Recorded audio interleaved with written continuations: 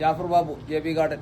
നമ്മുടെ ഒരു മഡൂസ പൈനാപ്പിൾ ഇത് ആയിട്ടില്ല കേട്ടോ. പിന്നെ ഇതാണ് ഒന്നുകൂടി ഉണ്ട്. ഇപ്പോൾ പഴുത്ത് കഴിഞ്ഞപ്പോൾ ഒന്ന് ഇത് പൊടി ചെറിയ ഇത് കവറിലായിരുന്നു ഇത്, അതുകൊണ്ടാണ് ഇത് ഇത്ര ചേർത്ത്. അപ്പോൾ ഇതിപ്പോൾ പിന്നെ നമ്മളിതാ പിന്നെ നല്ല മധുരമുണ്ട്. ഇതിപ്പം പിന്നെ നമ്മൾ വെച്ച് കാണിച്ചു കൊടുക്കുക. എന്തായാലും ഇതിൻ്റെ എണ്ണം നമുക്ക് നോക്കാം എത്ര എണ്ണം ഉണ്ടെന്നുള്ള. നമ്മൾ മുറിക്കണം ഇന്നിപ്പോൾ ഇതാ. അപ്പോൾ ഇതിപ്പോൾ നമ്മൾ ശരിക്കുതാ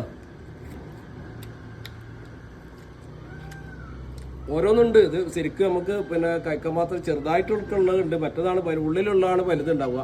നമുക്ക് മുറിച്ച് കാണിക്കും. ഇതിപ്പോൾ നമ്മൾ പറിച്ച് നോക്കി എണ്ണ വെക്കുമ്പോൾ 85ഓളം പൈനാപ്പിൾ ഉണ്ട്. പക്ഷേ ഇതൊക്കെ വലുതാവും. നമ്മൾ വലിയ കവറിലാണെന്നുണ്ടെങ്കിൽ കുറച്ചൊരു 150-200 ഗ്രാമൊക്കെ വരും.